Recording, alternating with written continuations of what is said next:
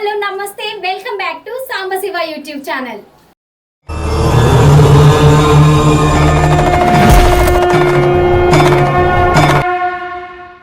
బంగారం ఎందుకు ధరించాలి? మన జీవన గతిని బంగారం నిజంగానే మార్చేస్తుందా?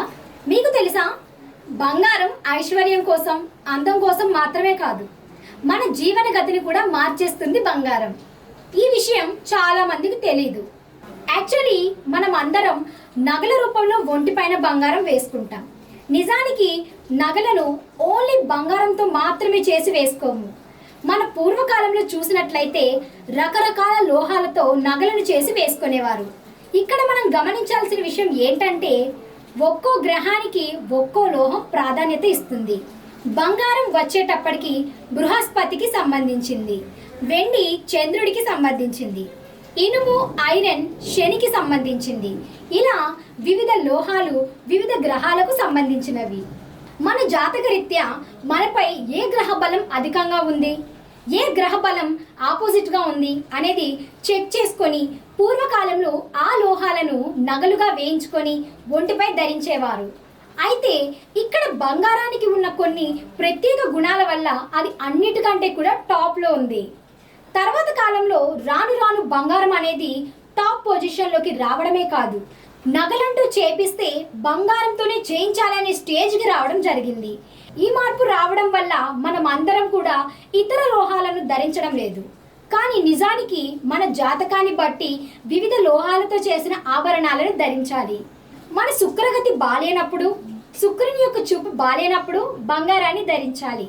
ఆ బంగారు లోహం వలన శుక్రగతి మారి మనకు ఐశ్వర్యం కలుగుతుందని చెప్తుంది జ్యోతిష శాస్త్రం.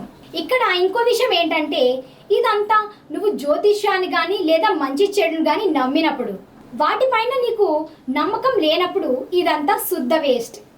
ఇంకొక ముఖ్యమైన విషయానికి వస్తే, మన శరీరంపై ఏ లోహంతో చేసిన ఆభరణాన్ని ధరించినా అది మనం శరీరంతో రియాక్ట్ జరుగుతుంది. అలాగే ఆక్సిజన్తో కూడా రియాక్షన్ జరుగుతుంది. ఇక్కడ బంగారం మాత్రం ఆక్సిజన్తో రియాక్షన్ జరపదు, కేవలం మన శరీరంతో మాత్రమే రియాక్షన్ జరుపుతుంది. ఈ రియాక్షన్ వల్ల మనం చాలా ఎక్కువగా ఆరోగ్యంగా ఉంటాము. బంగారం రియాక్షన్ జరిగితే మనం ఆరోగ్యంగా ఎలా ఉంటాం అంటే, ఇక్కడ మనం ఒకసారి సైన్స్ని జాగ్రత్తగా పరిశీలించినట్లయితే మన శరీర నిర్మాణం మొత్తం కూడా కొన్ని మూలకాలతో నిర్మించబడింది. మూలకాలు అంటే లోహాలు. ఆ మూలకాలు హెచ్చుతగ్గుల వల్లే మనం ఆరోగ్యంగా ఉన్నామా లేదా అనారోగ్యంగా ఉన్నామా అనేది తెలుస్తుంది. మనం హాస్పిటల్కి వెళ్ళినప్పుడు ఏ చిన్న టెస్ట్ చేసినా కానీ దాంట్లో వాళ్ళు చెక్ చేసేది మనకు ఏ మూలకం కావాలి, దాన్ని బట్టి మనకి మెడిసిన్ సజెస్ట్ చేస్తారు. ముఖ్యంగా బంగారం అనేది మన శరీరం యొక్క టెంపరేచర్ని కంట్రోల్ చేస్తుంది. అలాగే అద్భుతంగా మెరిసే గుణాలని కలిగి ఉంది. ఇంకా కొన్ని ప్రత్యేక గుణాల వల్ల బంగారం అనేది ఈ రోజుల్లో టాప్ ప్లేస్లో ఉంది. అదే స్థాయిలో దానికి వాల్యూ కూడా ఉంది. ఈ కారణాల చేత బంగారం ధరించడాన్ని రిచ్నెస్గా భావిస్తున్నారు. అలాగే కష్టకాలంలో కూడా ఒక ఆస్తిగా ఉపయోగపడుతుందని భావిస్తున్నారు. ఇంకొక ముఖ్యమైన విషయం గుర్తుపెట్టుకోవాల్సింది ఏంటంటే, బంగారపు ఉంగరం ధరించిన చేతి వేడికి ఇంకా ఏ లోహంతో చేసిన ఉంగరం కూడా ధరించకూడదు.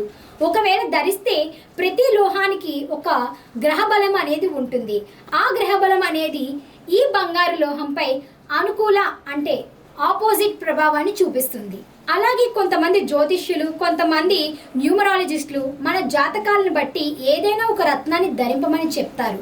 ఇక్కడ గుర్తుపెట్టుకోవాల్సింది ఏంటంటే, గురు, రవి, అంగారకునితో సంబంధం ఉన్న రత్నాలను మాత్రమే బంగారంతో చేయించాలి. అంటే పుష్యరాగం, రూబీ, పగడం వీటిని మాత్రమే బంగారంతో చేయించాలి. ఇది ఈరోజు వీడియో. మళ్ళీ ఇంకొక వీడియోతో మీ ముందుకు వస్తాను. అంటిల్ దెన్ నమస్తే.